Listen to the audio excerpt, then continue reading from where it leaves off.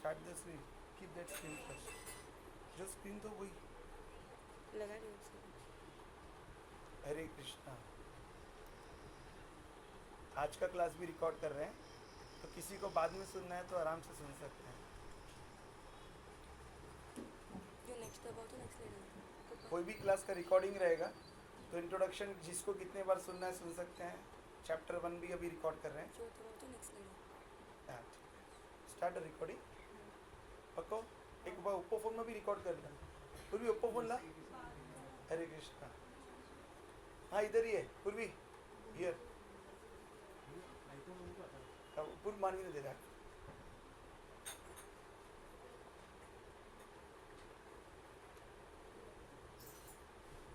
पूर्वी.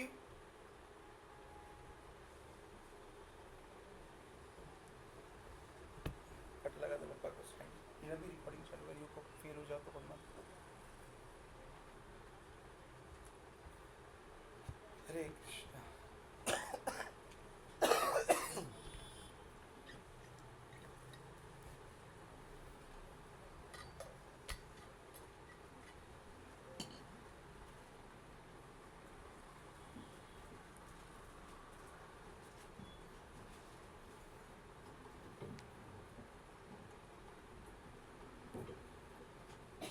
हरे कृष्णा.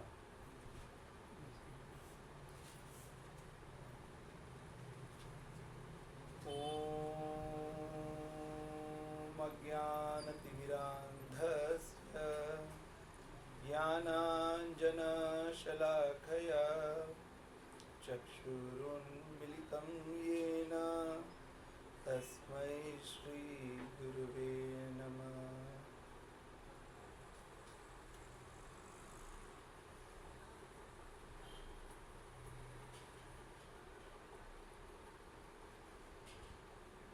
हरे कृष्णा.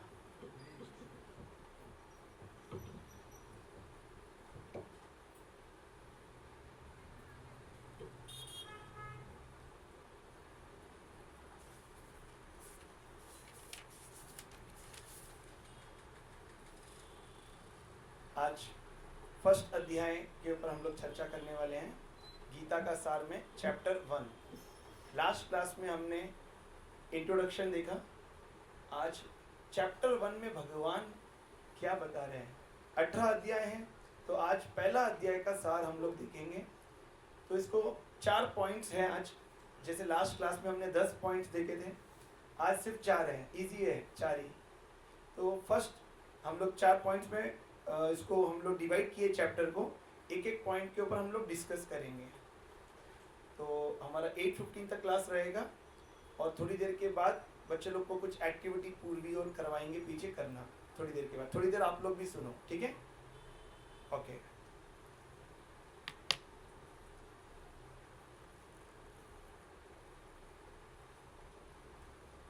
नेक्स्ट.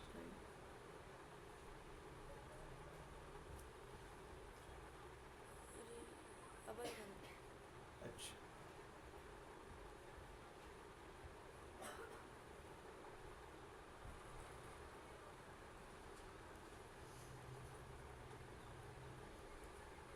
ठीक है. हरे कृष्णा. तो आज की क्लास में सभी को स्वागत है. तो आज का अध्याय है 1, और उसका टाइटल आप देख सकते हैं, कुरुक्षेत्र के युद्ध स्थल में सैन्य निरीक्षण. Observing the armies on the battlefield of Kurukshetra. तो अर्जुन और दुर्योधन, हाँ, दुर्योधन कौरवों के साइड से, अर्जुन पांडवों की साइड से.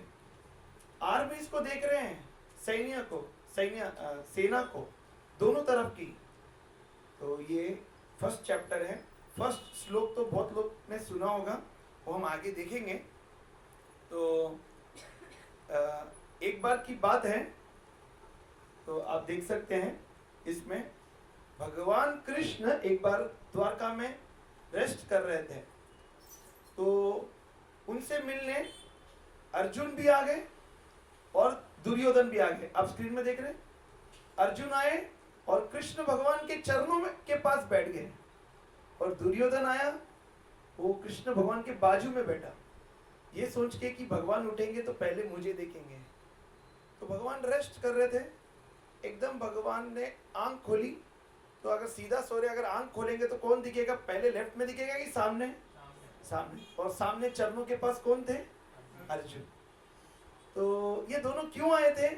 अब यहाँ से हम लोग ये चैप्टर 1 के बारे में हम डिटेल, हाँ सार है, हम पूरा डिटेल नहीं, लेकिन एक 50-55 मिनट्स या 1 घंटे में हम पूरा फर्स्ट चैप्टर आज समझने की कोशिश करेंगे, प्रयत्न करेंगे। मेरे शिक्षा गुरु राधेश्याम प्रभु जी, उनसे मैंने क्लास सुनकर पूरा नोट्स बनाया है, और हमारे आचार्य इस्कॉन के श्रील प्रभुपाद जी द्वारा रचित ये भगवत गीता, हाँ वो भी मैंने पढ़ा है।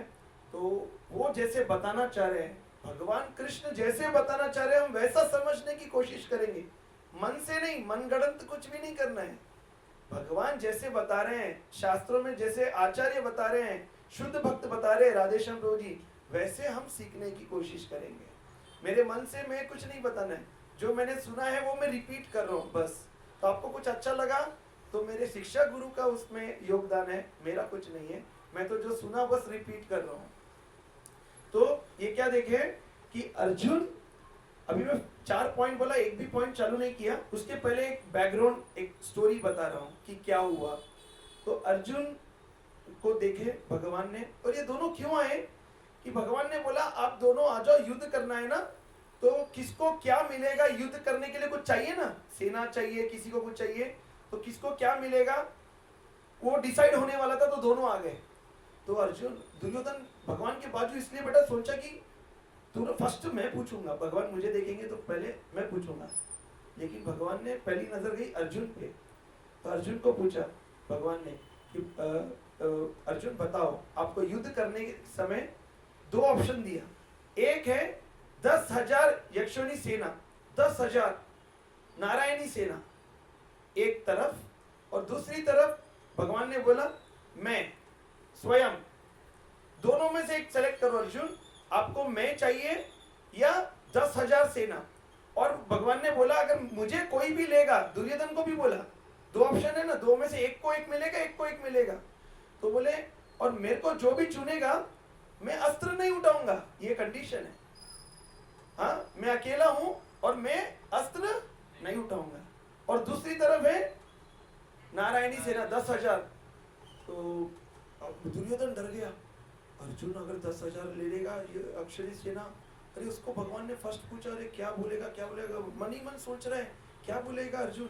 तो अर्जुन ने बोला भगवान मुझे आप चाहिए। तो दुर्योधन मन में इतना खुश हो गया, लेकिन वो भगवान को बोला अब बचा ही क्या है, 10,000 नारायण वही मैं ले लेता हूँ। उसको वही चाहिए था, बोला बचा ही वही है तो अब मैं वही ले लेता हूँ। तो बहुत खुश होकर धन्यवाद बोलकर दुर्योधन चले गया। बहुत खुश हुआ कि युद्ध करना है, और युद्ध में दुर्योधन को क्या मिला? 10,000 नारायणी सेना।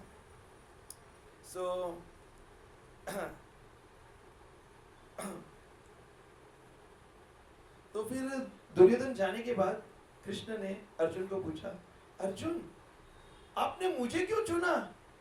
मैं तो अस्त्र भी नहीं उठाने वाला हूं, युद्ध लड़ना है, युद्ध में सेना चाहिए। दुर्योधन ने सेना ले लिया और आपने मुझे चुना, और मैं तो, मुझे चुना तो चुना, मैं अस्त्र भी नहीं उठाऊंगा। तो अर्जुन बोलते हैं भगवान आप जिस पक्ष में रहेंगे उस पक्ष की विजय प्राप्त होगी। आप जिस पक्ष में रहेंगे, निहत्ते रहो, अस्त्र मत उठाओ, कुछ नहीं, सेना नहीं है। अर्जुन को पूर्ण विश्वास था, यानी जो भगवान की शरण में, जो भगवान की कथा में आता है, जो भगवान से जुड़ता है, उसका लाइफ ही अलग होता है। और जो भगवान से डिस्कनेक्टेड है, वो कितना भी पैसे वाला है, कितना भी, वो बहुत दुखी है, बहुत ज्यादा। भक्त को भी दुख मिलता है, लेकिन भगवान उसके साथ, क्या अर्जुन को दुख नहीं आया? बहुत दुख आगे हम देखेंगे अभी अध्याय में, लेकिन भगवान साथ में थे ना, तो कितने बड़े चैलेंजेस भी लाइफ में आए, लगे नहीं चैलेंजेस के जैसे, हर चीज का हल मिल गया और लाइफ इतनी बढ़िया गई अर्जुन का। अब हम आगे देखेंगे। तो अर्जुन ने बोला, और हमारे गुरुजी, शिक्षा गुरु राधेश्याम प्रभु जी बता रहे थे, कि अगर समझो कोई एक व्यक्ति है, वो बीटेक करा है, एमटेक करा है, एमएस करने अमेरिका गया, बहुत बड़ा बंगला बनाया, या बहुत पैसा जमा किया, इकट्ठा किया और बहुत अच्छे से वर्ल्ड टूर्स कर रहा है, तो बोले ये सब शून्य के जैसे है, सब शून्य है, जीरो ही है, ये सब जीरो है, सब जीरो है। लेकिन अगर वो लाइफ में कृष्ण को ऐड कर दिया, जैसे आप सब लोग कृष्ण को ऐड किए, भगवान को ऐड किया, आप समय निकालकर भगवत गीता की क्लास सुनने के लिए आए, यानी आपने भगवान को ऐड किया एक, तो पूरे शून्यों के सामने एक लगाए तो वो पूरे शून्य की वैल्यू हो जाती है। जैसे अगर 5 शून्य है और एक लगा दिए तो 1 लाख हो गया, अगर 10 शून्य उसके सामने लगा दिए तो 100 करोड़ हो गया। तो एक है कृष्ण। तो हमारे पास बहुत कुछ है, भगवान ने घर दिया, बच्चे दिए, सब कुछ है, ये सब शून्य के बराबर है। लेकिन अगर कृष्ण भगवान अगर ऐड कर लिए कोई लाइफ में, तो पूरे शून्य की वैल्यू होती है। तो अर्जुन, भगवान ये सुनकर बहुत खुश हुए। हाँ, क्यों? तो अर्जुन ना भगवान के बहुत बड़े भक्त है, शुद्ध भक्त है, कि बोले भगवान आप जिस पक्ष में रहेंगे उसी पक्ष का क्या होगा? विजय होगा। तो भगवान अर्जुन ने बोला कि कृष्ण भगवान आप परम सत्य है, पूर्ण पुरुषोत्तम भगवान है, हाँ, अनंत कोटि ब्रह्मांड नायक, हाँ, गुणातीर्थ, सब गुण भगवान में संपन्न है, 100%। भक्त वत्सल है भगवान, हाँ, भक्तों के जो बहुत बहुत, प्रहलाद महाराज का आपको पता है कितने भगवान प्रहलाद महाराज की रक्षा करने के लिए, आपने तो सब लोग ने देखा होगा महाअवतार मूवी, तो प्रहलाद महाराज की रक्षा करने के लिए तो भगवान भक्त वत्सल है, हाँ। और फिर भगवान तकदीर को भी बदल सकते हैं। जो भगवान को लाइफ में ऐड करके, वो बोलते हैं ना जो तकदीर में लिखा वही होगा, लेकिन जो भगवान की पूर्ण शरणागत है, भगवान की भक्ति करता है, भगवान उसकी तकदीर भी बदल सकते हैं, हाँ। सारे शक्ति भगवान से ही आती है। तो ऐसे भगवान को किसने चुना? अर्जुन ने। अभी हमारा चैप्टर चालू नहीं हो जाएगा, 4 ही पॉइंट में हम लोग डिस्कस करने वाले हैं। तो आध्यात्मिकवादी भौतिकवादी दोनों के बीच में हम फर्क देख सकते हैं। आध्यात्मिक मीन्स जो भगवान को लाइफ में भगवान की भक्ति करता है, और भौतिकतावादी मीन्स जस्ट मटेरियल कैलकुलेशन, भगवान नहीं, अपने दिमाग से अब घर बनाना है अगले साल, फिर वो टूर करना है, फिर बच्चे को कॉलेज डालना है, फिर उसकी शादी करना है, बस वही कैलकुलेशन, उठे सोए उठे, भगवान का बातचीत ही नहीं, भगवान का चर्चा ही नहीं। इतना कुछ भगवान लाइफ में दे रहे हैं, उनको याद नहीं, स्मरण नहीं, जप नहीं, कुछ नहीं। तो भौतिकतावादी कैसे है आध्यात्मिकवादी के बीच में? तो सभी पांडव कृष्ण के शुद्ध भक्त थे, 5 पांडव थे, कृष्ण के ऊपर ही निर्भर रहते थे, हमेशा भगवान पर निर्भर रहते थे। द्रौपदी भी भगवान की प्रसन्नता के लिए युद्ध किया, और युद्ध भी जो किया अर्जुन नहीं चाहते थे, ये चैप्टर में हम देखेंगे, लेकिन भगवान की प्रसन्नता के लिए किया उन्होंने। उनको युद्ध कर राज्य प्राप्त करने की इच्छा ही नहीं थी। वो बोले युद्ध करूंगा, मेरे ही रिलेशन वाले हैं, रिलेटिव्स, उनको मारकर मैं क्या मजा क्या आएगा, आनंद नहीं होगा। तो युद्ध करने भी नहीं चाहते थे, लेकिन भगवान कृष्ण के लिए भगवान कृष्ण ने बोला ये धर्म युद्ध है अर्जुन, धर्म की स्थापना करना है, इसलिए आपको युद्ध लड़ना है, हाँ, धर्म की स्थापना करना है, और आप मेरे निमित्त यानी इंस्ट्रूमेंट मेरे निमित्त बनकर आप युद्ध करो। बस भगवान की प्रसन्नता के लिए उन्होंने युद्ध किया। क्यों? कि धर्म की, ये जो राजा लोग थे ये सब दुष्ट थे, तो इनको मारना बहुत जरूरी था। आगे हम देखेंगे, या मैं अभी बताता हूं, तो आगे बताऊंगा कि ये लोग दुष्ट क्यों थे, इनको मारना जरूरी क्यों था। अगर इनको नहीं मारेंगे, अगर राजा सही नहीं रहेगा, तो जैसे राजा वैसी प्रजा, तो प्रजा पूरी वैसे बनेगी, तो कितना नुकसान है। तो इनको मारना गलत नहीं है। तो भगवान बोले ये तो धर्म युद्ध है, तो ये मत सोचो ये मेरे रिलेटिव्स है, मेरे काका है, मेरे बड़े पिताजी है, मेरे भाई है, मैं इनको कैसे मारूं, मेरे टीचर है, मेरे गुरु है। भगवान बोले नहीं। हम देखेंगे आगे धीरे। तो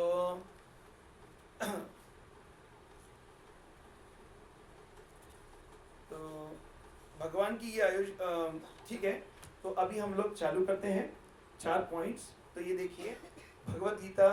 तो मैंने एक जस्ट बैकग्राउंड किया कि युद्ध चालू होने वाला है और अर्जुन को कौन मिला? कृष्ण। और दुर्योधन को क्या कौन मिला? नारायणी सेना। 10,000 नारायणी सेना। वो खुश हो गया बहुत। वो बोला अब तो मैं जीतने वाला हूँ युद्ध। तो अभी क्या है, तो ये आप देखना पूरे 18 अध्याय हैं भगवत गीता के। 6 कितने हो गए? 6 18। ये अगर आप कभी ज्वेलरी का बॉक्स देखे होंगे, अंदर अगर सोने का सेट है, ज्वेलरी का बॉक्स है, ऊपर अगर ढक्कन खोलेंगे तो 6 अध्याय के जैसे है। 1 to 6 ऊपर का ढक्कन है और नीचे जिसमें सोने का सेट रखा है जो बॉक्स है वो लास्ट के 6 अध्याय है। तो ढक्कन इंपॉर्टेंट है या बॉक्स इंपॉर्टेंट है या बीच में जो रखा है सेट इंपॉर्टेंट है? सेट। तो स्टार्टिंग के जो 6 अध्याय हैं भगवान उसमें कर्म योग के बारे में बता रहे हैं और लास्ट के जो 6 अध्याय हैं उसमें भगवान किसके बारे में बता रहे हैं? ज्ञान योग के बारे में। और 20 में जो 6 अध्याय हैं वो सोने का सेट, सबसे इंपॉर्टेंट तो वही है, भगवान ने उसको बीच में रखा। वो भक्ति योग के बारे में बता रहे हैं कि भगवान की प्राप्ति कर्म योग से कर सकते हैं, ज्ञान योग से कर सकते हैं और भक्ति योग से कर सकते हैं। लेकिन सरल उपाय क्या है? इस कलयुग में भगवान को प्राप्त करने का सरल उपाय बीच में लिखा है। तो हम आगे आगे चर्चा करेंगे जब हम 7 से 12 चैप्टर में आएंगे। तो 18 अध्याय को भगवान ने कर्म योग, भक्ति योग और ज्ञान योग में डिवाइड किया है। तो अभी हम थोड़ा गीता मात में शंकराचार्य देख रहे हैं आप।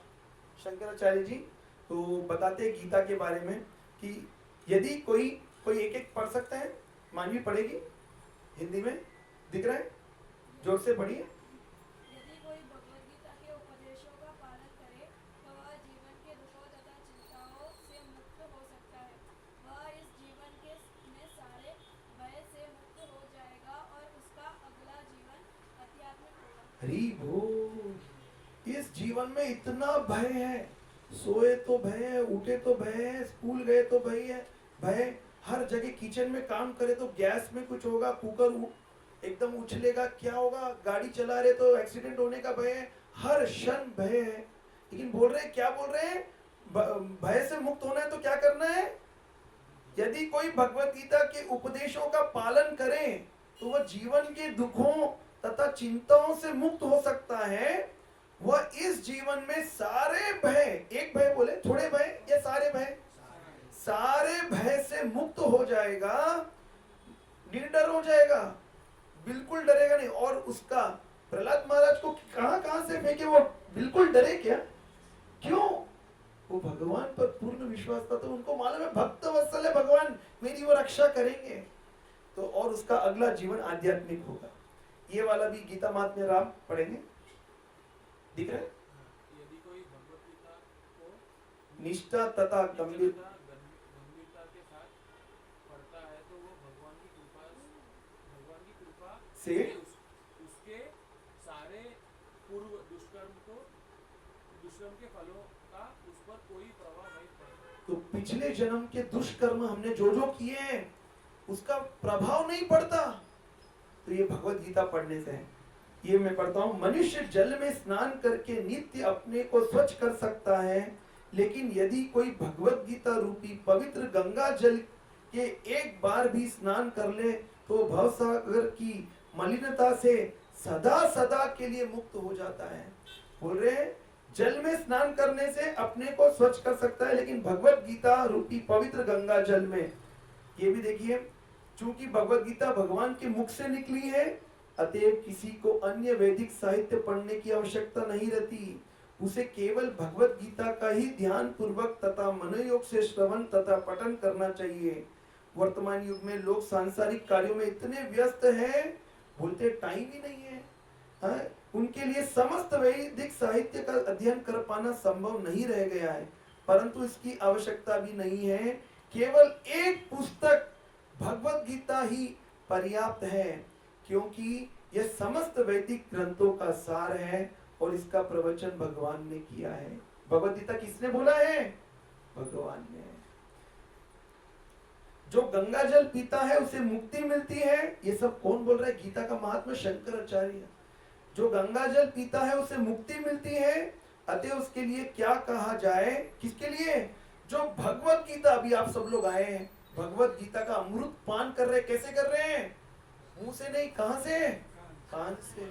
तो भगवत गीता का अमृत पान करता हो, उसका क्या कहा जाए बोल रहे हैं? भगवत गीता महाभारत का अमृत है। ये समुद्र मंथन लीला हुआ था, देवता और राक्षस लोग समुद्र मंथन किए तो क्या निकला था? अमृत। तो यहाँ पे बता रहे महाभारत युद्ध हुआ, उसमें बीच में क्या निकला? अमृत। वो अमृत क्या है? भगवत गीता। तो भगवत गीता महाभारत का अमृत है और इसे भगवान कृष्ण ने, मूल विष्णु ने स्वयं सुनाया है। भगवान कृष्ण ने, यह गीतोपनिषद है। इतने सारे 18 उपनिषद है, उसमें से ये महान उपनिषद है गीतोपनिषद। गीता पढ़ने से बस सब चीज का, भगवत गीता जो समस्त उपनिषदों का सार है, गाय के तुल्य है और ग्वाल बाल के रूप में विख्यात भगवान कृष्ण इस गाय को दू रहे हैं। ये भगवत गीता किसके तुल्य है? गाय। और दो रहे हैं, वो तो दूध निकाल रहे। कौन निकाल रहे? वो किसके समान है? जो ग्वाल बाल दूध निकालता है वो कृष्ण है, और जो बछड़ा है वो अर्जुन है, उसको पिला रहे हैं। और हम भी पिएंगे वो दूध। तो और सारे विद्वान तथा शुद्ध भक्त भगवत गीता के अमृतमय दूध का पान करने वाले हैं। और फिर ये हमने लास्ट क्लास में भी देखा था, शंकराचार्य बता रहे हैं कि अगर कोई बोलता है, कोई मुसलमान है, कोई दूसरे बोलते हैं आपके कितने बुक्स हैं, आप लोग के कितने भगवान हैं? बोलना नहीं, एक ग्रंथ है। शंकराचार्य बोल रहे एकम शास्त्रम देवकी पुत्र गीतम। देवकी जो पुत्र है कृष्ण, उन्होंने जो बोला है वो एक ही शास्त्र है हमारा। तो बोलेगा आपके कितने भगवान है? 33 करोड़। वो बोले मुख्यमंत्री आपको मालूम है ना, हमारे इंडिया में भी कितने 29 स्टेट्स है, तो 29 मुख्यमंत्री, लेकिन प्रधानमंत्री कितने? एक। वैसे 33 करोड़ देवी देवता मुख्यमंत्री के जैसे है, लेकिन प्रधानमंत्री यानी कृष्ण भगवान कौन है? कितने हैं भगवान? भगवान एक ही है।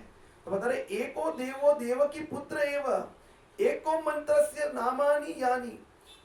तो बोल रहे एक गीता, एक भगवान, एक मंत्र, वो है हरे कृष्णा कृष्णा कृष्णा हरे हरे, हरे राम राम राम हरे हरे। यह महामंत्र है। आप देखो जंगल में जब सिंह जोर से दौड़ते हैं, जोर से, तो पूरे पक्षियां क्या हो जाते हैं? उड़ जाते हैं। वैसे ही अगर कोई जोर से हरे कृष्ण महामंत्र बोला, अगर उसको कोई दुख आने वाले, जो पीड़ा आने वाली है, वो आते आते चले जाती, आएगी नहीं आपको। जोर से जो बोलता है, बोलिए हरे कृष्णा कृष्णा कृष्णा हरे हरे, हरे राम राम राम हरे हरे। ये तो कर्म करने की कला जो है कर्मयोग 1 से 6 अध्याय में बताया है। और भगवान की भक्ति कैसे करना है कृष्ण के लिए, वो अध्याय 7 से 12 में बताया है। और भौतिक जगत में रहते हुए कैसे भक्ति करना, इतना कार्य है, ये रिस्पॉन्सिबिलिटी है, घर के काम करना है, वो सब करते हुए भक्ति कैसे करना, वो 13 से 18 अध्याय में भगवान ने बताया है। ये हम आगे चर्चा करेंगे। तो ये हमारा आज 4 पॉइंट्स चालू हो रहे हैं। तो अभी हम आधा घंटे में 4 पॉइंट्स को कवर करेंगे। तो भगवत गीता का फर्स्ट श्लोक है धृतराष्ट्र। ये स्टार्ट करने से पहले एक 5 मिनट का मैं स्टोरी बोलूंगा, ध्यान से सुनिए, बहुत बहुत इंपॉर्टेंट है ये सीखने की, यहाँ से सीखने के लिए। तो धृतराष्ट्र, तो आपको मालूम है 3 भाई थे, धृतराष्ट्र, पांडु, विदुर। ठीक है, विदुर दासी पुत्र थे और धृतराष्ट्र पांडु 3 भाई थे। उसमें से राजा कौन था? पांडु था। क्यों? तो धृतराष्ट्र अंधे थे, तो और दासी पुत्र को तो राजा नहीं बना सकते, तो फिर किसको बनाए? पांडु। पांडु क्या हुआ एक समय, और पांडु राजा के 2 वाइफ थे, कुंती और मादरी। मादरी 2 वाइफ थे। पहले कुंती वाइफ से 3 पुत्र हुए, युधिष्ठिर, भीम और अर्जुन। मादरी से 2 पुत्र हुए, सहदेव और नकुल। टोटल कितने पांडव हो गए? 5।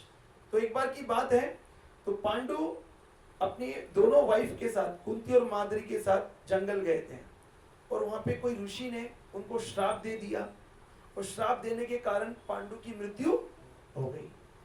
अब पांडु की मृत्यु हो गई तो पहले के जमाने में ना वो सती व्रता रहते थे ना, सती यानी हस्बैंड के साथ ही जल जाते हैं। तो बोले कुंती माद्री बोली मैं जल जाती हूँ, तो वो अपने आप को खत्म करे, बोले मेरे बच्चों को भी कुंती आप संभालना। हाँ, तो वो पति के साथ वो माद्री का भी अंत हो गया। अब कुंती आई महल में, अब 5 बच्चे थे, छोटे छोटे थे। अब राजा बनाने तो राजा का बेटा राजा बनेगा, लेकिन बच्चे तो छोटे, तो राजा कैसे? तो बोले थोड़े समय के लिए इंचार्ज के रूप में धृतराष्ट्र को बनाए। धृतराष्ट्र कौन? जो अंधा था, भाई है, लेकिन जब तक ये उनके पुत्र पांडु के पुत्र बड़े होंगे, जब तक के लिए किसको बनाया? हमेशा के लिए नहीं, थोड़े समय के लिए इंचार्ज बोलते हैं ना, धृतराष्ट्र। लेकिन पोस्ट पे आने के बाद धृतराष्ट्र को इतना लोभ बढ़ गया, अब वो सोच रहा है अरे बच्चे लोग अगर बड़े हो जाएंगे तो ये लोग राजा बनेंगे और मेरे बच्चे राजा नहीं बनेंगे। तो अगर मैं इनको खत्म कर दूं 5 बच्चों को, तो फिर राजा कौन बनेगा? मेरे बच्चे। देखो लोभ कितना, उसके भाई के बेटे हैं, लेकिन लोभ के कारण उनको थोड़ा मिला ना राज करने का, तो और लालच बढ़ा, और लालच के कारण ऐसा सोच उनके दिमाग में आया।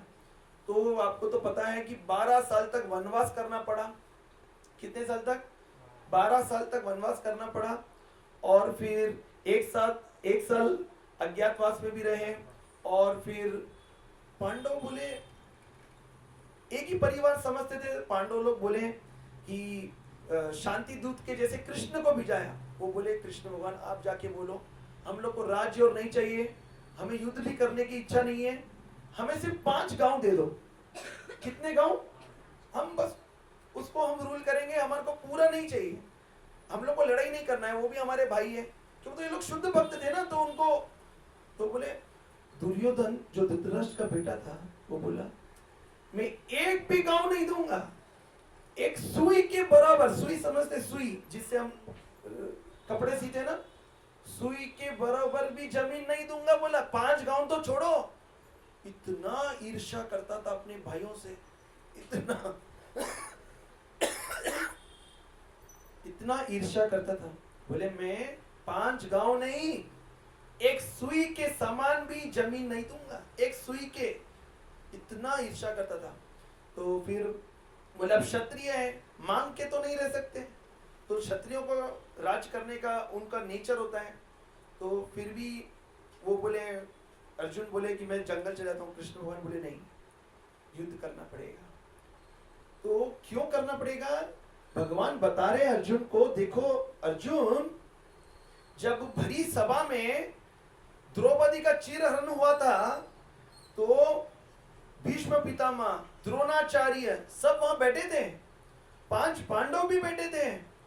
तो भीम को इतना गुस्सा आ रहा था, बोले युधिष्ठिर महाराज हम ऐसे बैठे हैं और दुर्योधन देखो कैसे, वो बोल रहा है अपनी पत्नी द्रौपदी को, क्या बोल रहे हैं कि मैं उनको आज साड़ी निकालकर नग्न में देखूंगा और हम मजा करेंगे। और युधिष्ठिर महाराज आप कुछ नहीं कर रहे? बोले नहीं।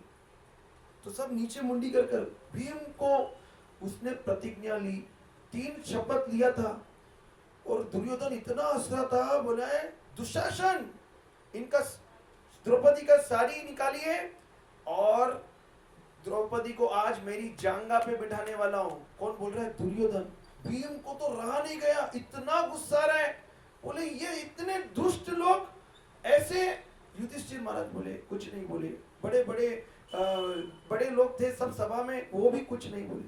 लेकिन आपको पता है द्रौपदी ने भगवान को पुकार, भगवान ने उसको इतनी सारी दिए, वो तो हम आगे देखेंगे। लेकिन मैं ये बताना चाह रहा हूं, तो भीम ने वहां पे प्रतिज्ञा ली थी कि दुशासन जब मैं युद्ध करूंगा तेरे साथ, तो तेरे हृदय निकालकर जो खून है ना, वो खून से द्रौपदी के बाल में लगाऊंगा, छोड़ूंगा नहीं।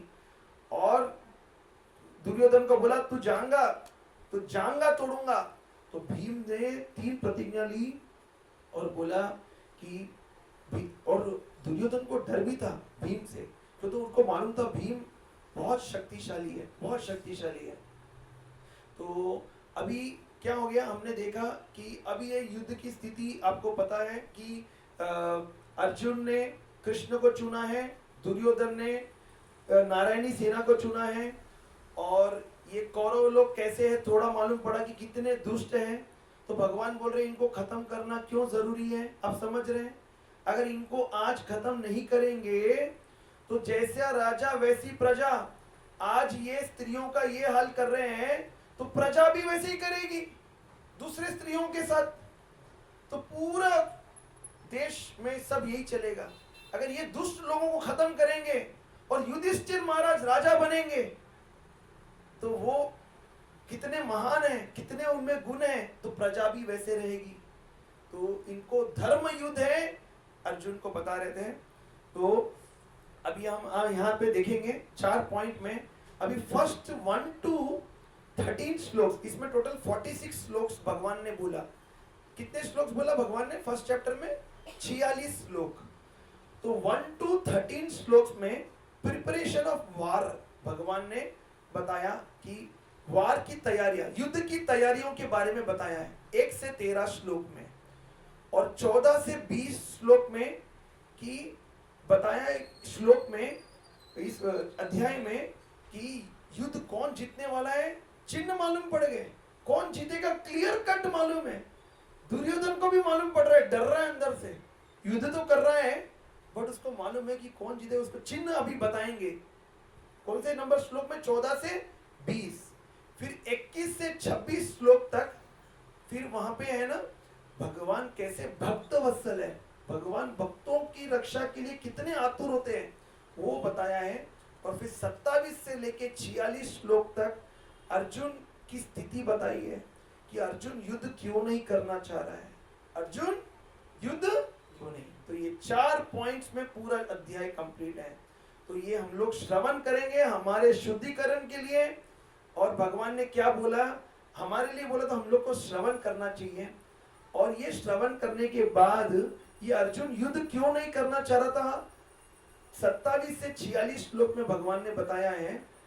और उसके बाद अगले अध्याय में अर्जुन भगवान को गुरु मानकर, भगवान को गुरु मानकर, हरे कृष्ण, तो भगवान को गुरु मानता है। और फिर आध्यात्मिक ज्ञान, आत्मा बोध के बारे में भगवान उनको ज्ञान देते हैं। लेकिन फर्स्ट अध्याय में तो लास्ट में आप देखेंगे, सब देखने के बाद अर्जुन तो धनुष नीचे रख दिया, सब बोला भगवान मैं युद्ध नहीं करूंगा, मेरे टीचर है, मेरे को जिसने ये विद्या सिखाई मैं उनको कैसे मारूं, भीष्म पितामह मेरे दादाजी, उनको मैं कैसे मारूं, ये मेरे पूरे भाई है, मेरे अंकल है धृतराष्ट्र, मेरे भाई है, सबको मैं। और भगवान को बोल रहे हैं भगवान अगर ये सब जेंट्स को मार देंगे, युद्ध में तो सब जेंट्स आए ना, पूरे भाइयां पूरे लोग, बोले अगर इन सब जेंट्स को मार देंगे तो लेडीज क्या हो जाएंगी, विधवा। और विधवा हो जाएंगी तो सोसाइटी में कैसे, अगर जो विधवा हो जाते हैं तो दूसरे पुरुष ना उनका फायदा उठाते हैं, उनके साथ संभोग करते हैं, और फिर उनसे जो औलाद उत्पन्न होती है ना उसको वर्ण शंकर बोलते हैं। ये अर्जुन बोल रहे हैं कृष्ण को, भगवान आप बोल रहे हैं इनको मारो, अगर मैं इन सबको मारूंगा तो इनकी वाइफ क्या हो जाएंगी, सब विधवा, और सोसाइटी में सब लोग फिर उनका शोषण करेंगे, व्यभिचार करेंगे उनके साथ, और फिर उनसे जो औलाद होगी वर्ण शंकर, क्यों तो कौन से पिता से हुए पता नहीं है, तो वर्ण शंकर होगी। फिर उनका देखभाल करने वाला कोई नहीं रहता, जैसे अगर सही में अच्छे माता पिता है, उनके बच्चे होते हैं तो उनका अच्छे से देखभाल होता है, लेकिन ऐसे वर्ण शंकर होते हैं तो वो लोग किसकी सुनते भी नहीं है, और उनका माता पिता तो होते ही नहीं है, माता उनका अच्छे से ख्याल नहीं रखेंगी तो और कितने बदमाश बनेंगे। तो अर्जुन बोल रहे हैं कृष्ण को, भगवान मैं इनको मारूंगा तो फिर हमारे समाज की स्थिति कैसे हो जाएगी। भगवान बोल रहे हैं, जब भगवान ने ये बात बताई, हरे कृष्ण आइए, हरे कृष्ण आइए, हरे कृष्ण, हरे कृष्ण। सो तब भगवान अर्जुन को बता रहे हैं, अर्जुन तुम ये बोल रहे भाई है, शारीरिक तौर पे देख रहे हो इनको भाइयों की तरह, भाई बोल रहे हैं, लेकिन ये भाई नहीं है, ये बहुत बड़े दुष्ट हैं। जब भगवान ने वो द्रौपदी का बताया, आज उनकी क्या सोच है, गांव नहीं देंगे, बोले 5 गांव भी नहीं, क्या बोल रहे हैं, एक सुई के बराबर जमीन नहीं देंगे। ऐसे भाव वाले, ऐसे दूसरे की स्त्री का साड़ी निकाल रहे हैं, ऐसे राजा को आज बचाएंगे तो पूरी प्रजा। और भगवान बता रहे हैं कि अर्जुन तुम चिंता मत करो, अगर ये सब मर गए ना, इनकी पूरी वाइफ को युधिष्ठिर महाराज रक्षा करेंगे, आप चिंता क्यों कर रहे हो? आपको चिंता है ना, ये अगर ये इनके पूरे जेंट्स युद्ध में मर जाएंगे तो अगर युद्ध में मर जाएंगे तो फिर वाइफ का शोषण होगा, ऐसे होगा, आप चिंता मत करो। लेकिन इन दुष्ट लोगों को मारना जरूरी है, धर्म युद्ध है वो। तो ये हम लोग ने बहुत देर स्टार्ट किया प्रभु जी, हमने स्टार्टिंग कुछ एक स्टोरी से, तो रिकॉर्डिंग रहेगा 15-20 मिनट का, एक 25 मिनट 30 मिनट का हो गया, तो आप थोड़ा सुनना क्यों। तो ये बीच में से थोड़ा अभी से जितना आप बोल रहे हैं तो आप सुनिए, समझ में आएगा। बट हमने कुछ एक बैकग्राउंड तैयार किया था, तो एक स्टोरी जैसे तो अच्छा समझ में आता है। तो रिकॉर्डिंग भेजूंगा, जब वो स्टार्टिंग का भी पार्ट सुनिए, और अभी मैं जहाँ से बोल रहा हूँ वो भी सुनिए कि भगवान फर्स्ट चैप्टर में क्या बता रहे हैं अर्जुन को। भगवान ने भगवत गीता बोली, कहाँ पे बोली? कुरुक्षेत्र के युद्ध में। और फर्स्ट श्लोक बोल रहे हैं, देखिए, धर्म क्षेत्रे कुरुक्षेत्रे समवेता युयुत्सव मामका पांडवश्चैव किम कुर्वत संजय। धर्म क्षेत्रे, अब ये फर्स्ट 1 to कितना बोला, 13, 1 to 13 श्लोक में युद्ध की तैयारियों के बारे में चर्चा हो रही है, युद्ध की तैयारी। और देखिए मैं आपको एक बात बता रहा था, तो मैं बता रहा था 3 भाई थे, फिर धृतराष्ट्र बना, और धृतराष्ट्र क्या करना चाह रहा था कि पांडवों को, उसको इतना लोभ बढ़ गया कि उनके पांडु पुत्र के 5 पांडवों को मारना चाह रहा था।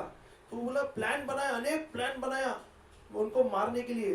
तो शकुनी को बुलाया, शकुनी ने क्या किया, तो उनको क्या किया देखिए, तो युधिष्ठिर महाराज को बुलाया, बोले युधिष्ठिर महाराज आइए हम गैम्बलिंग खेलेंगे। युधिष्ठिर महाराज बोले देखो मामा जी, देखो मेरे पास जो भी संपत्ति थोड़ी है, हाँ, वो मैं ब्राह्मणों की सेवा के लिए, हाँ, उसके लिए रखा हूँ, तो मेरी संपत्ति को मत छीनना मामा जी।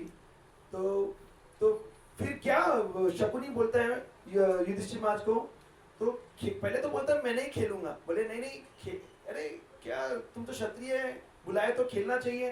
तो बोले ठीक है, लेकिन मेरे पास इतनी संपत्ति है। बोले तो क्या हम बच्चे हैं क्या, ऐसे टाइम पास के लिए खेलेंगे, कुछ तो रखना ही पड़ेगा ना। और शकुनी ये खेलने में बहुत उस्ताद था, उसको मालूम था मैं खेलूंगा तो मैं ही जीतूंगा। तो बोले कौन खेलेगा? युधिष्ठिर महाराज ने बोला, दुर्योधन ने पूछा कौन खेलेगा? शकुनी बोला मैं खेलूंगा। तो फिर वो चाल चले, बोले क्या रखना पड़ेगा? बोले 1 सोने का सिक्का, 1000 सोने का सिक्का, जो भी भूमि है सब रखना। बोले ऐसे रखते रखते रखते रखते पूरा युधिष्ठिर महाराज को हरा दिया। और युधिष्ठिर महाराज को 12 साल के लिए वनवास जाना पड़ा, और फिर वापस आ जाएंगे ना, तो लक्षाग्रह एक घर बनाकर उनको जलाकर मारने की कोशिश करी, लेकिन भगवान उनके साथ है तो उनकी रक्षा हुई। फिर 1 साल अज्ञातवास में रखा, फिर भगवान ने उनको एक कहीं रहने के लिए जगह तो देना ना, कांडाप्रस्थ बोल के एक जगह दिया था, कांडाप्रस्थ। आज ना वो क्या है मालूम है आपको? हाँ, हमारे इंडिया का कैपिटल है, क्या नाम है? दिल्ली। लेकिन आज उसको क्या नाम रखना चाह रहे हैं मोदी जी? इंद्रप्रस्थ। तो वही कांडाप्रस्थ दिया था उनको रहने के लिए, बोले कहीं रहने के लिए तो जगह देना है ना उनको। तो उनको मारने की कोशिश की, नहीं मारे, भीम को जहर खिलाने की कोशिश की, भीम को, बच गए। तो कांडाप्रस्थ जगह में आज उनको वो रह रहे थे, लेकिन भगवान उनके साथ है, तो वो इंद्रप्रस्थ बना दिया था, इतना सुंदर। तो यहाँ की प्रजा, पूरी प्रजा वहां जा रही थी रहने के लिए। तो धृतराष्ट्र ने वहां पे बंदी कर दिया। बोले नहीं, प्रजा को नहीं जाना है, अगर आप सब लोग चलेंगे तो हम किस पे शासन करेंगे? क्यों? तो वो इंद्रप्रस्थ बना दी। भगवान जो कोई काम की जगह नहीं थी, वो जगह रहने के लिए थी, लेकिन भगवान उसको क्या बना दिए? इंद्रप्रस्थ। इंद्र जैसे स्वर्ग जैसा बना दिए, और पूरी प्रजा वहां जाके रहने जा रही थी। क्यों? तो युधिष्ठिर महाराज परम बड़े, बहुत बड़े राजा हैं, और वो नियम से चलते हैं। तो धृतराष्ट्र ने प्रजा को भी रोक दिया।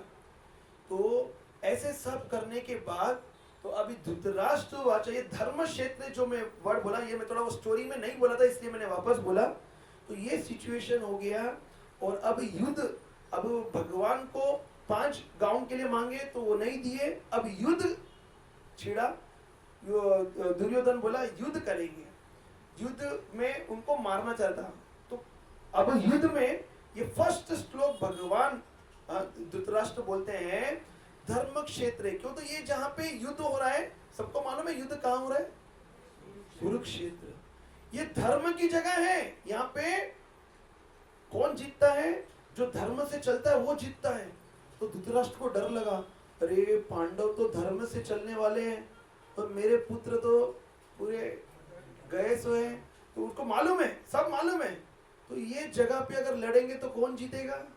तो उसको डर लग रहा है। धर्म क्षेत्र बोल रहे हैं। धृतराष्ट्र अंधा है, लेकिन बोले संजय को पूछ रहे हैं, संजय वो मन में सोच रहे हैं अरे धर्म क्षेत्र है, उसको सब ज्ञान है कि वो तो ये जन्म कुरुक्षेत्र जो भूमि है, यहाँ पे धर्म करने वाले जीतेंगे, और धर्म तो पांडव लोग हैं, तो उसको वो एक डर था। और फिर कुरुक्षेत्र तो कुरुक्षेत्र भी था। कुरु बोलते कौरव लोगों का क्षेत्र था। धृतराष्ट्र ने बोला माम का मेरा तेरा करना चालू कर, बोला ये पांडु पुत्र मेरे नहीं है, कौरव के मेरे हैं। तो उसका पूरा मन ऐसे हो गया था। तो फिर एक मिनट,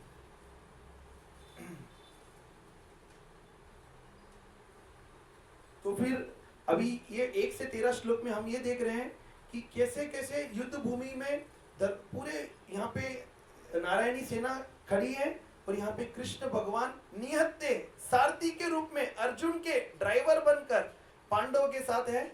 और धृतराष्ट्र वाचा बोल तो फर्स्ट, और धृतराष्ट्र को अंदर से बोल रहे डर लग रहा है, ये धर्म क्षेत्र है, क्या होगा? हाँ, तो अभी हम पूरा डिटेल तो नहीं देख रहे हैं।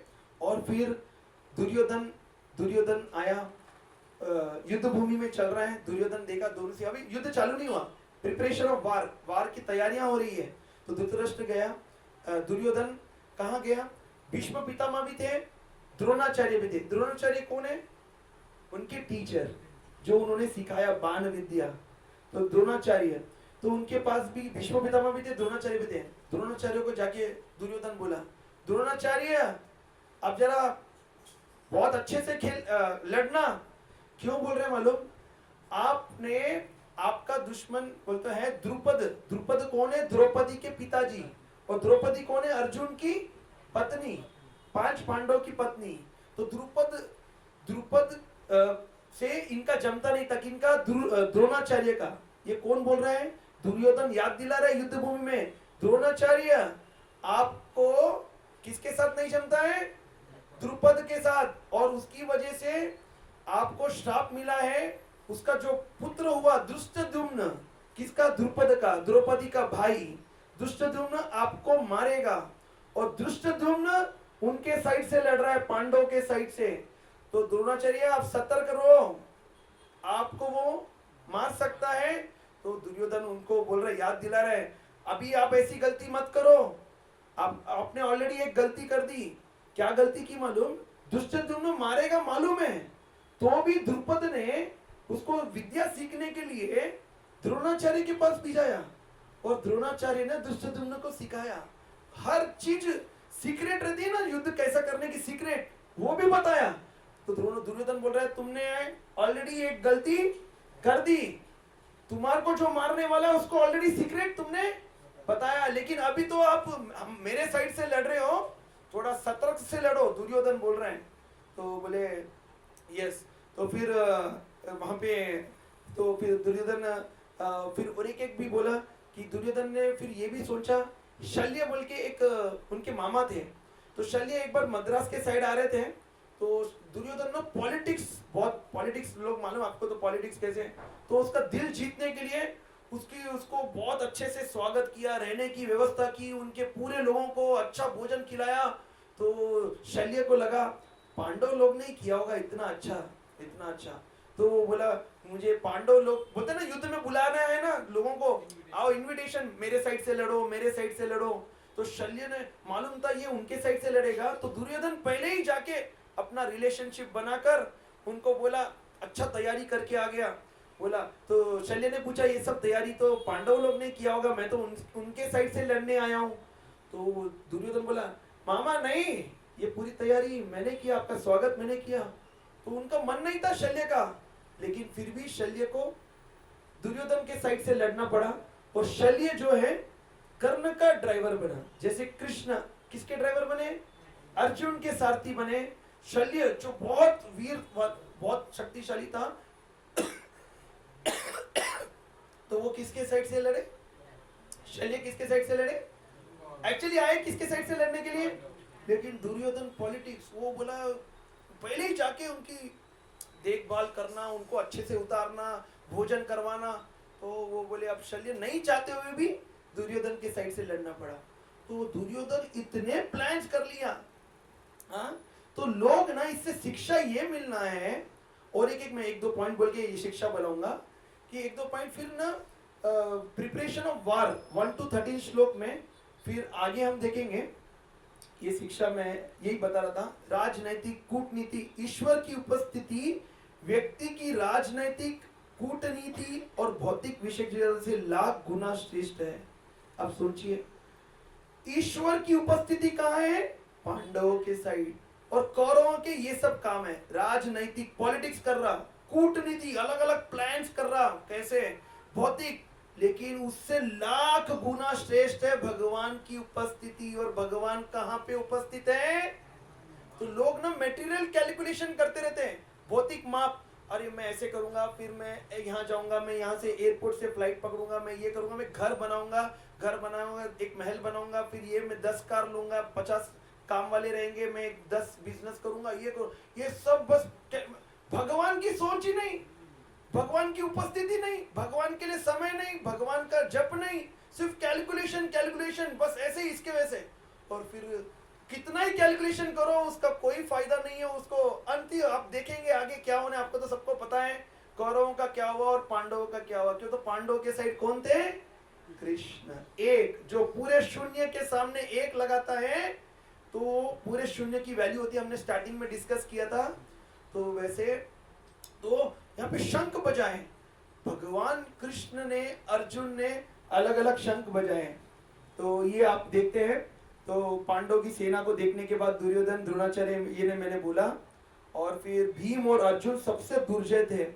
हाँ, दुर्जय का मतलब है बहुत शक्तिशाली, इतना उनमें बल था। वो भीम, दुर्योधन को सब मालूम था अर्जुन के बारे में, के बारे में सब मालूम था, और भीम के बारे में मालूम था कि भीम में कितनी ताकत है। तो दुर्योधन ये दोनों से डरते थे, बोले अर्जुन और भीम को खत्म करे ना अपन जीत गए बस।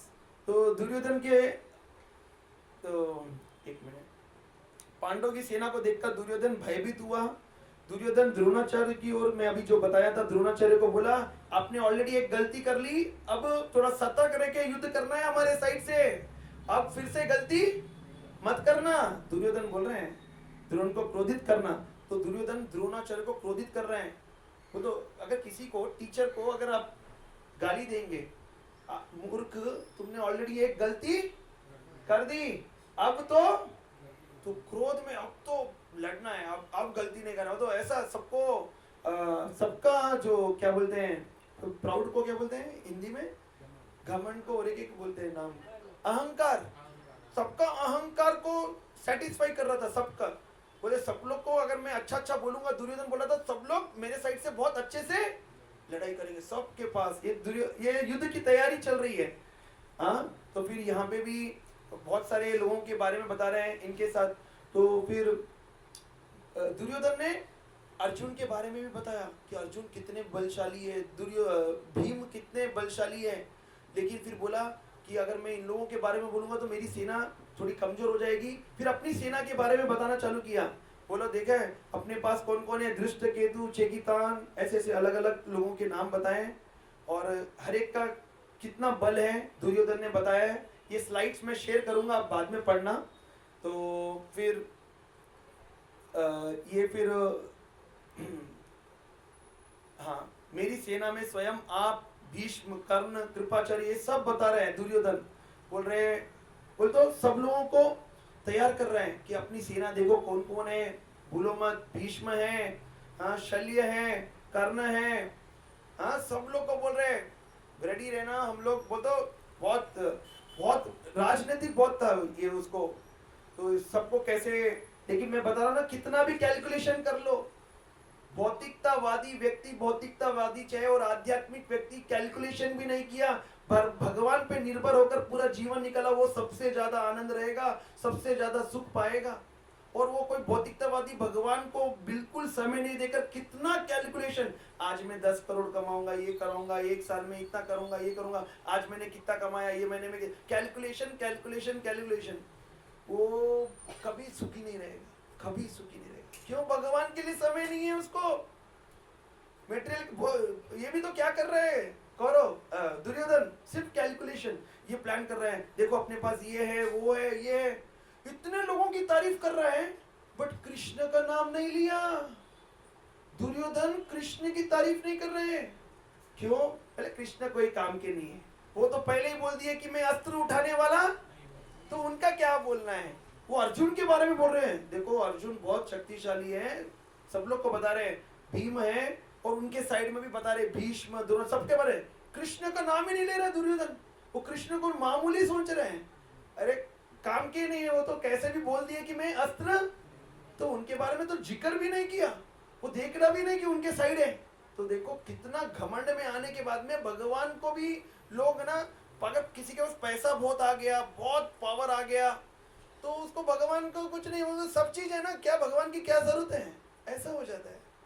तो अभी दुर्योधन का वही हाल है, उसको भगवान का कुछ नहीं, उसको पावर है, उसके पास नारायणी सेना है, इतना वो ये है, वो है, मेरे साथ ये है।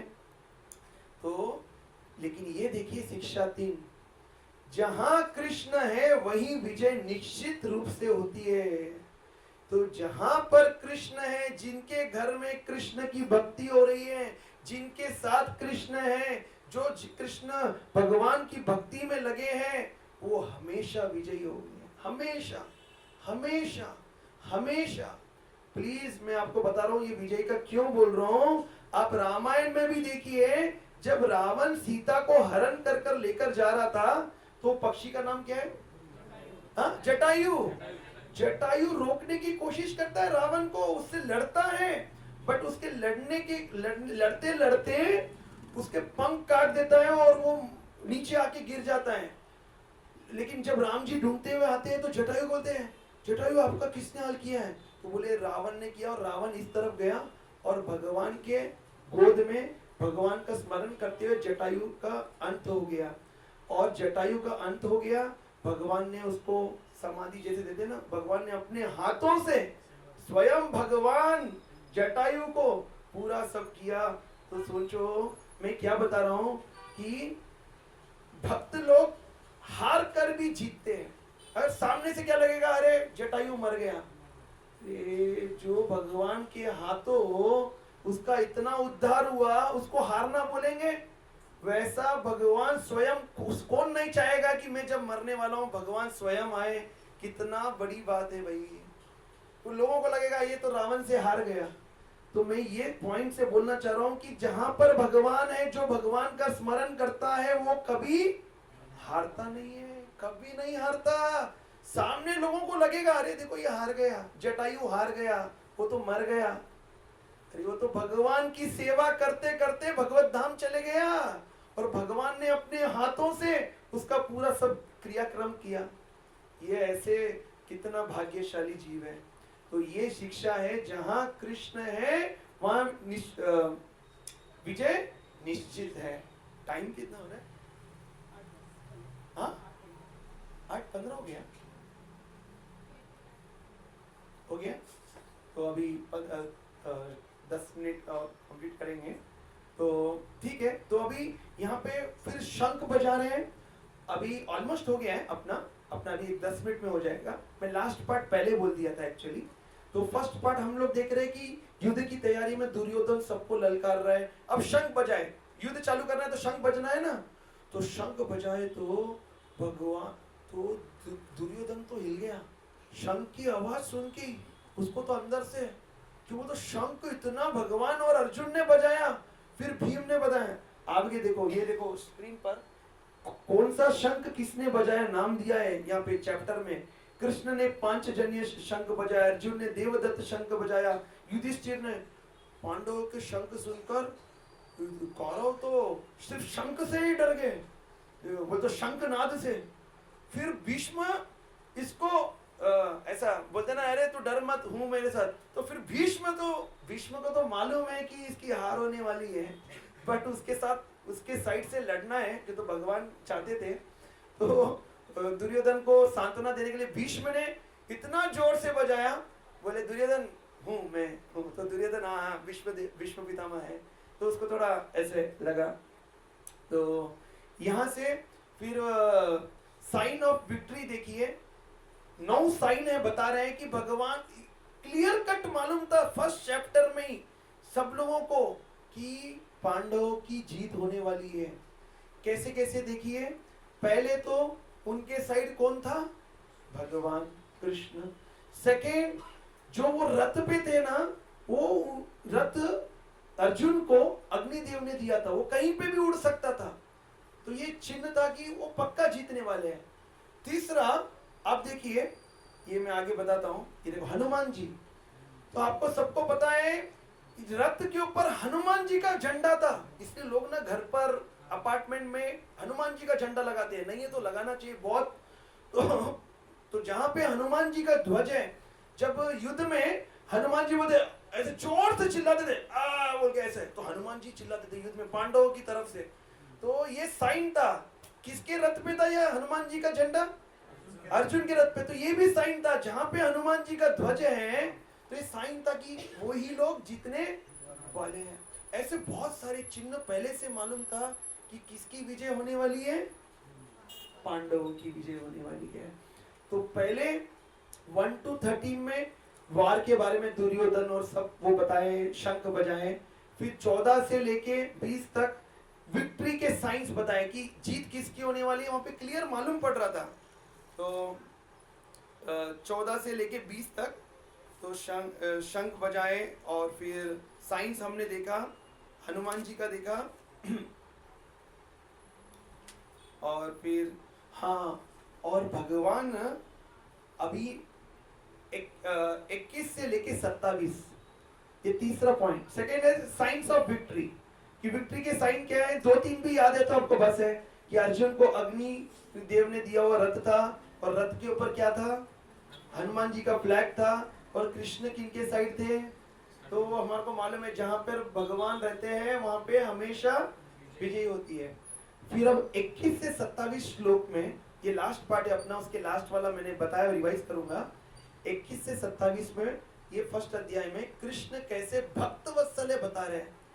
भगवान को अर्जुन बोल रहे हैं, भगवान अब अच्युत है। अच्युत का मतलब है तो च्युत नहीं होते, यानी जो कभी वचन से गिरते नहीं। भगवान जो वचन देते हैं तो भगवान वो वचन को कैसे भी भक्तों के लिए निभाते हैं। He never fails in his affection for his devotee। तो उनको मालूम है भगवान इनफैलिबल है। इनफैलिबल मीन्स अच्युत, यानी कभी गिरने वाले नहीं, अपने प्रॉमिस पे, अपने वचन से कभी मुखरते नहीं। भगवान ने बोला है जो मेरा स्मरण करेगा मैं हमेशा उसकी रक्षा करूंगा। अब जब बोला है तो आपको विश्वास है ना, और हमेशा अर्जुन हमेशा निरंतर भगवान का स्मरण करता था। मैंने लास्ट क्लास में भी बोला, वो नींद में भी रहता था तो कृष्ण कृष्ण कृष्ण कृष्ण कृष्ण, नींद में भी इतना बड़ा भक्त था। तो क्या भगवान उसकी रक्षा नहीं करेंगे? 100% करेंगे।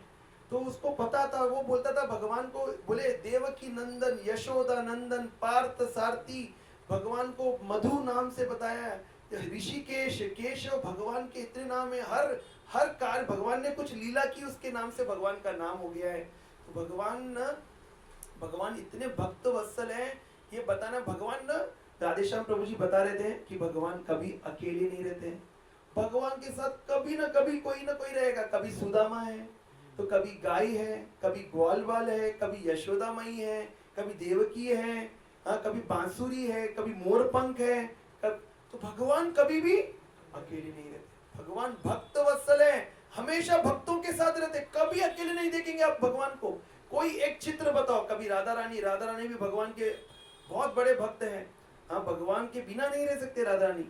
तो भगवान के 21 से 27 श्लोक में क्या बताया है कि भगवान भक्त वत्सलता।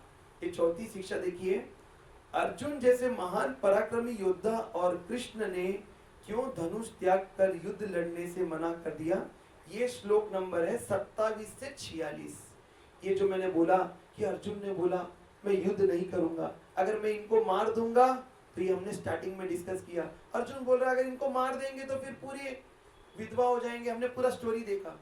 फिर भगवान बोले अर्जुन इनको मारना जरूरी है। अब आने से पहले हमने बताया था इनको मारना जरूरी है, क्योंकि अगर इनको नहीं मारे, द्रौपदी का क्या हाल किया था। ये लोग की मति कैसी है, ये लोग कितने दुष्ट हैं। अब समझो, जैसी राजा रहेगी वैसी प्रजा बनेगी। इनको मारना, ये लोगों को मारना, ये धर्म युद्ध है, मारना जरूरी है। और आप इन लोगों की चिंता कर रहे हो ना, ये इतने लोग मर जाएंगे तो इनकी पत्नियां विधवा हो जाएंगी, फिर समाज में इन लोग का शोषण होगा, दूसरे पुरुष उनका फायदा उठाएंगे, फिर उनसे जो पुत्र होंगे वर्ण शंकर होंगे, और वो लोग को कोई देखभाल करने वाला नहीं रहता, तो और बदमाश बनते वो लोग। वैसे ही होता। तो बोले आप चिंता मत करो, वो पूरी विधवा स्त्रियों का रक्षा युधिष्ठिर महाराज राजा बनेंगे ना, वो करेंगे। आप चिंता क्यों कर रहे हो, लेकिन इनको मारना जरूरी है। ये धर्म युद्ध है। तो ये 27 से लेके 46 श्लोक तक बताया है भगवान ने। तो ये बताएं अर्जुन युद्ध क्यों नहीं करना चाह रहा था। अर्जुन बाण चलाने के लिए तैयार होते हैं।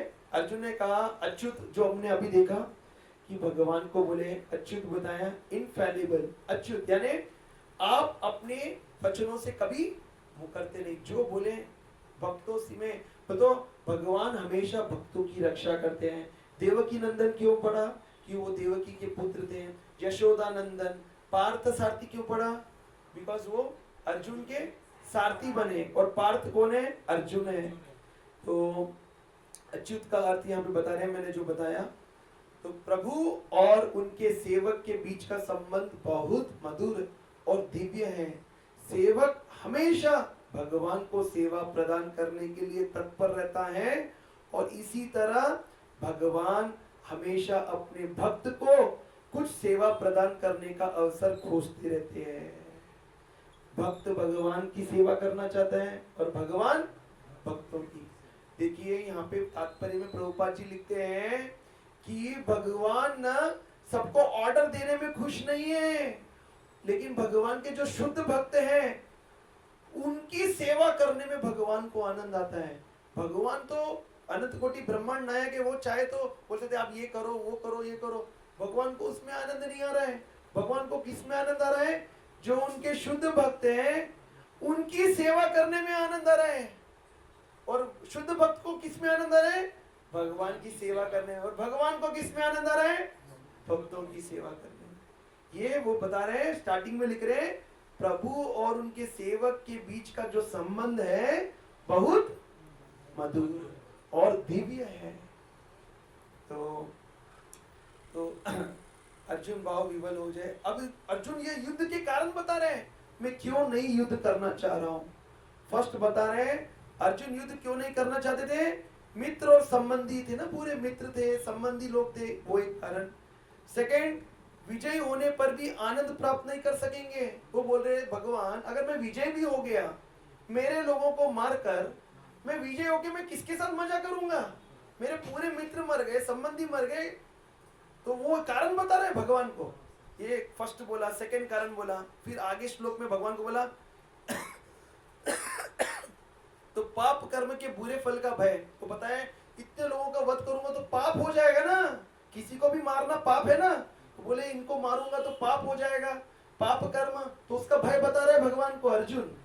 फिर बता रहे पारिवारिक वंशावली का नाश, वो बोल रहे अगर इन सबको मार देंगे तो इनके जो एंसेस्टर्स, जैसे बोलते हैं ना, अगर हमारे अच्छे बच्चे और हुए तो वो लोग ना हमारे पीछे हम जाने के बाद श्राद्ध करते हैं, पिंडदान करते हैं, अगर इन सबको मार देंगे तो इनके बच्चों को कोई अच्छा सिखाने वाला नहीं रहेगा, तो फिर कोई श्राद्ध करना या अच्छे कर्म करना नहीं करेगा, तो वो जो इनके दादाजी परदादाजी जो ऊपर के लोगों में बैठे हैं, तो वो लोग को भोजन कौन देगा, यानी उनको, तो वो बता रहे हैं कि सबका नाश हो जाएगा। ये बता रहे हैं अर्जुन, बता रहे हैं यहाँ पे श्लोक्स में आगे कि पारिवारिक वंशावली का नाश हो जाएगा। पारिवारिक जो एक कल्चर चल रहा है, ये लोग ना अगर ये लोग रहेंगे तो ये लोग अपने दादाजी के पीछे परदादाजी के पीछे ऐसे करेंगे, सब करेंगे, तो वो लोग भी जहाँ पे अटके से, तो वो लोग की भी गति आगे होगी, आगे की तरफ जाएंगे या उनको शरीर मिलेगा, तो ये सब नहीं होगा। फिर भगवान को बता रहे अर्जुन, ये सब कारण बता रहे, क्या बोल के बता रहे हैं कि ये सब कारण की वजह से मैं युद्ध नहीं करूंगा। असमंजस, इनडेसिसिव, यानी वो डिसीजन नहीं ले पा रहे हैं। ये सब करके अर्जुन क्या करते हैं, अपना धनुष और बाण को नीचे रखते हैं, नीचे रखते हैं। तो ये पूरे श्लोक है, मेरे शरीर के अंग तो राज्य प्राप्त करने की इच्छा नहीं। वो बोल रहे हैं ये ऐसे, देखो ये फैमिली दिख रहा है आपको, ऐसे मैं एंजॉय नहीं कर पाऊंगा, अगर मैं सबको मार दूंगा तो हम अकेले क्या करेंगे। तो ये कारण बताए हैं। तो ये बताएं अगर हम आतताइयों को मार डालते हैं तो हमें पाप लगेगा। तो बोल रहे हैं ये लोगों को मारूंगा तो मुझे क्या लगेगा, पाप। लेकिन भगवान बताते हैं 6 तरह के लोगों को मारे तो कभी पाप नहीं लगता। बोल रहे हैं कौन, उसमें से एक है जो कोई स्त्री का बेइज्जत नंगा करे है भरी सभा में, ऐसे लोगों को मारने से भगवान बता रहे हैं। तो ये लोग वही है ना, पूरी सभा में द्रौपदी को साड़ी निकाले नग्न करने के लिए, नग्न देखना है, तो बोले ऐसे पापी लोगों को मारने से पाप नहीं लगता है। 6 तरह के लोग बताए भगवान भगवत गीता में, ऐसे 6 लोगों को मारने से पाप नहीं लगता है। अर्जुन को बोल रहे हैं, अर्जुन बोले अरे मैं इन लोगों को मारूंगा तो मुझे क्या लगेगा, पाप लगेगा, ऐसे बोल रहे हैं। लेकिन भगवान सबका उत्तर देंगे। और फिर चौथा कारण बताया, परिवार को नष्ट करने से क्या होगा। हाँ, परिवार बता रहे हैं कि परिवार और संस्कारों को नष्ट करने वालों को नारकीय जीवन। तो ये सब पितरों का देख रहे हैं बीच में, पितरों के बारे में तो भगवत गीता में बता रहे हैं ये फर्स्ट चैप्टर में। फिर पितरों में जो है ना, फिर उन लोग को कोई देने वाला नहीं रहेगा, ये लोग ही नहीं रहेंगे, तो फिर कैसे होगा, सब सोच रहे अर्जुन। भगवान बोल रहे हैं यहाँ पे, प्रभुपाद जी तात्पर्य में लिखते हैं, जो भगवान की भक्ति में लगाए ना तो उनके पितरों का अपने आप उद्धार हो जाता है। अगर आप भगवान की भक्ति में लगे ना तो आपके पितर है वहाँ पे, पितरों सब लोग मेरे आपके सबके वहाँ डांस कर रहे हैं कि मेरा भक्त मेरा पोता भगवान की भक्ति में लग गया, मेरा उद्धार होने वाला है। तो आप लोग भक्ति में जुड़ने से वो लोग का ऑलरेडी उद्धार होने वाला है। 21 पीढ़ी प्रहलाद महाराज को भगवान ने बोला, नरसिंह भगवान ने, प्रहलाद महाराज ने बोला भगवान मेरे पिताजी को भी उद्धार करना।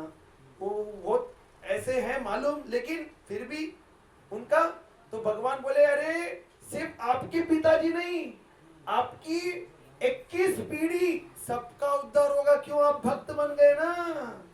तो एक पीढ़ी, एक दादाजी, 2 दादाजी नहीं, 21 पीढ़ी, माताजी के साइड भी पिताजी के साइड भी। एक भक्त बनने से कितना लाभ है सोचिए।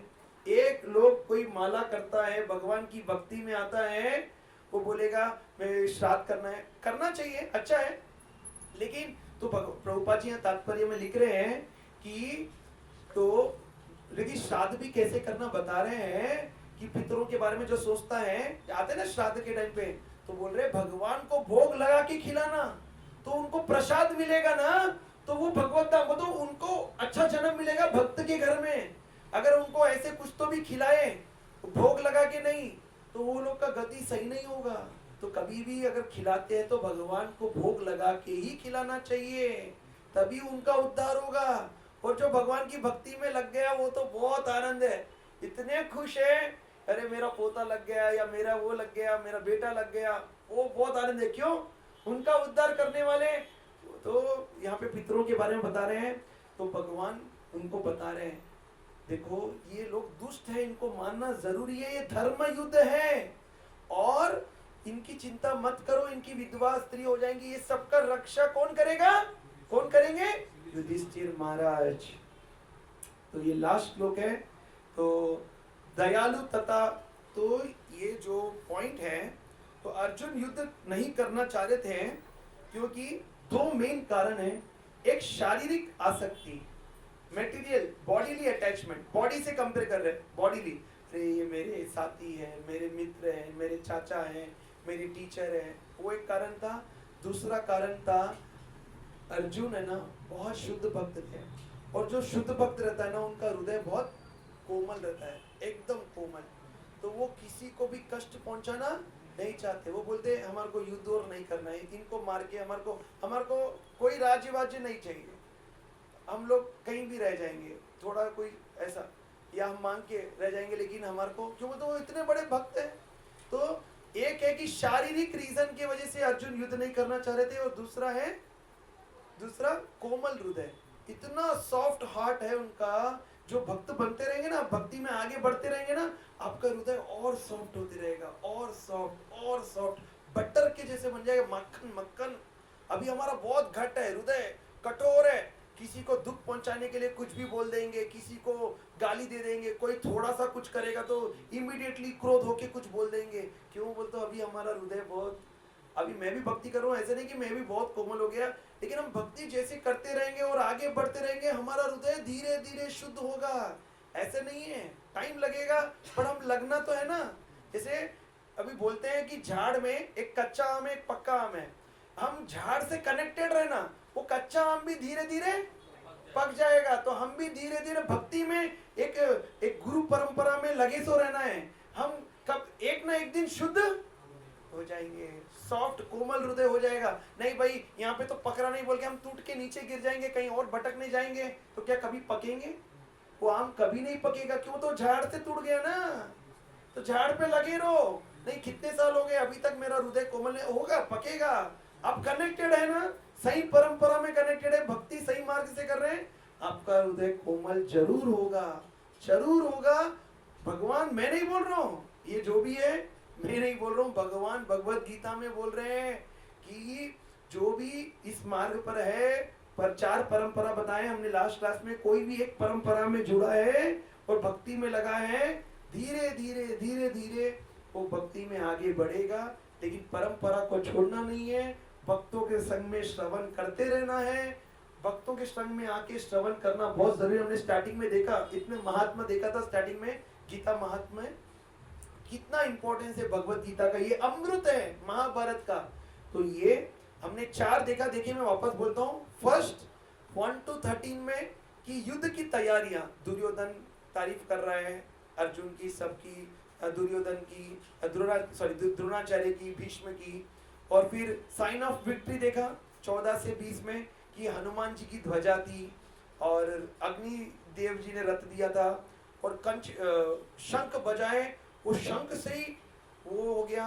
और एक साइन ऑफ विक्ट्री में वो जो जगह थी ना कुरुक्षेत्र, वो भी एक विक्ट्री का साइन था कि यहाँ पे पापी लोग नहीं जीत पाएंगे। क्यों? तो वो भूमि तपोभूमि है, धर्म भूमि है, धर्म क्षेत्र कुरुक्षेत्र, धर्म क्षेत्र धर्म भूमि है। वो धर्म भूमि पे पापी लोग वहां पे जीत नहीं सकते। तो वो भी एक विक्ट्री का साइन था, पहले से ही मालूम था कि यहाँ पे किसकी विजय होने वाली है, धर्म की, यानी पांडवों की। तो कृष्ण भी तो 14 से 20 वो था science of victory, Bhagavad Gita में जीत किसकी होने वाली है वो बताएं। फिर 21 से 27 भगवान कैसे भक्त वत्सल है, भक्तों की इनफैलिबल अच्युत, यानी भगवान अपनी प्रॉमिस जो दिया है कभी उससे मुकरते नहीं है। तो भगवान भक्तों की हमेशा रक्षा करते हैं।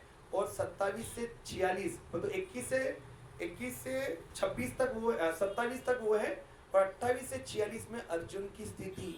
अर्जुन युद्ध क्यों नहीं करना चाह रहा था, अर्जुन अलग अलग कारण बता रहे भगवान को।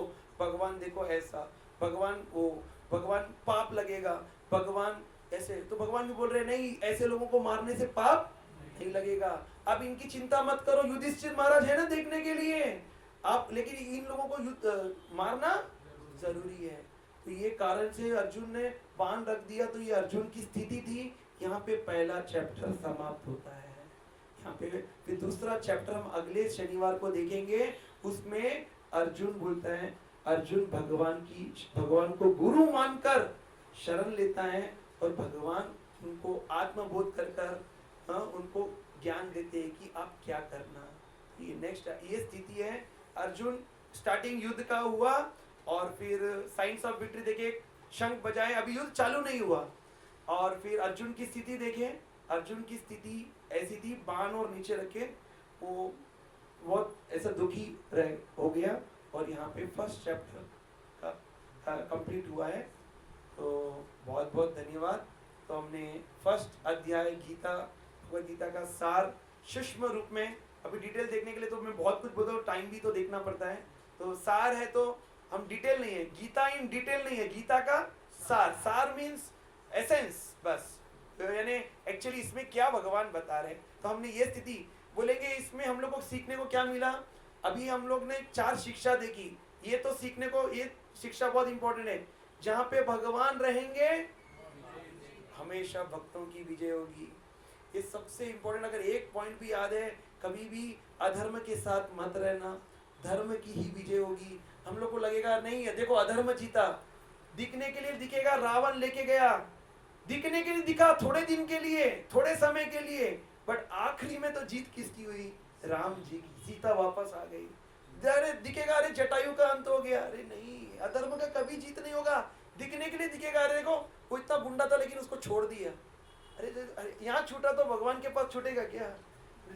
छूटना वो सब नहीं है, अधर्म कभी नहीं जीतेगा। कोई को लगेगा नहीं देखो इतना अधर्म करता फिर भी उसका इतना अच्छा हो रहा है, अच्छा कुछ नहीं हो रहा है। वो कैसे उसका अंत होगा मालूम नहीं, कैसे भयानक होगा मालूम नहीं। तो अधर्म का कभी जीत नहीं होती, धर्म की जीत होती है। जहां भगवान उपस्थित है वहीं जीत होती है। तो बताते हैं, जहां पर भगवान का कीर्तन होता है, जिस घर में भगवान का कीर्तन, भगवान की कथा, हाँ भक्तों के लोग आते हैं, तो वो वहां पर भगवान स्वयं प्रकट रहते हैं। तो आप भी घर में परिवार सहित थोड़ा कीर्तन कर सकते हैं, भक्तों को बुला सकते हैं, कथा कर सकते हैं, जप कर सकते हैं। अपने घर में तो सब जप तो कर सकते हैं। तो भगवान हमेशा आपके साथ है। तो अब स्मरण करने की देरी है, भगवान आपके साथ है। हाँ, तो बस ये हम यहाँ पे समाप्त करते हैं। तो बहुत बहुत धन्यवाद। हम सब मिलकर एक बार धन्यवाद देते हैं मेरे शिक्षा गुरु जो जिन्होंने ये क्लास मुझे देने के लिए प्रेरणा दिया, और श्रील प्रभुपाद जी मेरे गुरु महाराज उनको धन्यवाद देते हैं। और एक बार हरे कृष्ण महामंत्र बोलते हैं जोर से। जैसे सिंह दहाड़ता है तो पूरी पक्षियां उड़ जाती है, हम इतना जोर से दहाड़ना है भगवान का नाम प्रेम से कि हमारे जो पाप कर्म है दूर दूर तक उड़ जाए। हरे कृष्णा कृष्णा कृष्णा हरे हरे, हरे राम राम राम हरे हरे। हरे कृष्णा। तो अभी हम 5 मिनट के लिए कीर्तन करेंगे। 5 मिनट, जो स्टार्टिंग में नहीं आया उनको कीर्तन मिल जाएगा, फिर प्रसाद हम लोग सब लोग मिलकर लेंगे। तो धन्यवाद। हरे कृष्णा। कल हम सीखेंगे अध्याय 2 गीता। कल बोल तो नेक्स्ट सैटरडे, ठीक है ना। तो अभी आज हाँ, तो माला करना है तो कीर्तन नहीं ना, माला करेंगे। कीर्तन करना है, माला करना है, कीर्तन करेंगे आज सब लोग थोड़ा कीर्तन करेंगे। हाँ, दोनों करेंगे तो लेट होगा, थोड़े लोग को जाना है तो ठीक है। कीर्तन ला लो, मृदम हारमोनियम थोड़ा जल्दी ला लो। कीर्तन भी भगवान का गुणगान है, जप भी भगवान का नाम है, संकीर्तन है। कीर्तन यानी संकीर्तन। चैतन्य महाप्रभु आए संकीर्तन का प्रचार करने। तो देखिए इससे ना मेरा भी रिवीजन हो रहा है, मुझे भी अच्छा लग रहा है कि फर्स्ट चैप्टर में भगवान ने क्या बोला है। देखो मेरे को आपको बोलना है तो मुझे 4-5 बार सुनना पड़ता है, 7-8 घंटे निकालना पड़ता है, सुनना, नोट्स बनाना, पढ़ना, करना पूरा ऐसे। तो मुझे भी बहुत अच्छा लग रहा है कि आप सब लोग आ रहे हैं, और भी आप सब लोग दूसरे लोगों को भी बोलिए उनको भी बोलिए। देखिए एक एक शनिवार में एक एक सार आपको मिल रहा है, ये अमृत जैसा है, आपको पता नहीं लगेगा, कितना अच्छा लगेगा। भगवान का श्रवण करने को मिल रहा है भगवान के बारे में, ये आपके हमेशा अकाउंट में रहने वाला है। ये जो समय आपने बिताया है भगवान की कथा सुनने में, प्रसाद लेने में, भक्तों के संग में, ये ही इम्पोर्टेंट, ये वन है। बाकी के हम कितने शून्य इकट्ठा करेंगे, कितने घर बनाएंगे, लगेगा 5 घर बनने के बाद सुखी रहेंगे या 10 घर, या महीने के रेंटल इनकम 20 लाख आएगा तो शायद सुखी रहेंगे।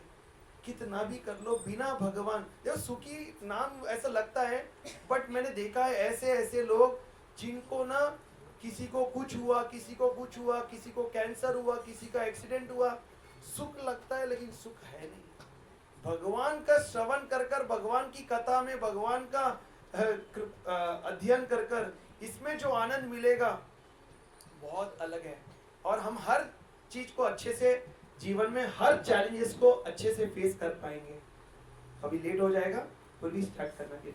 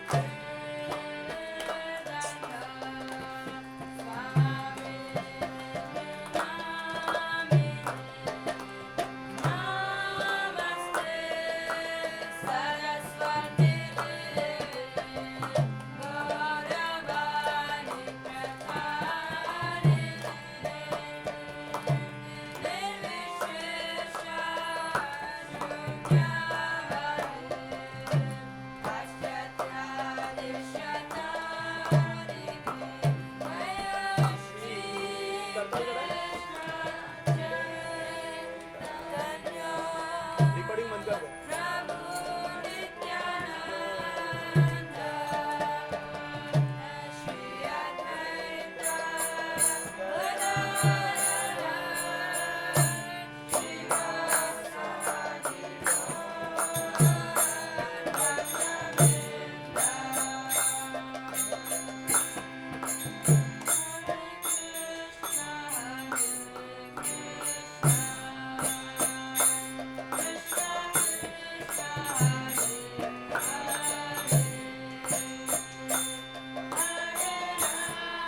Hare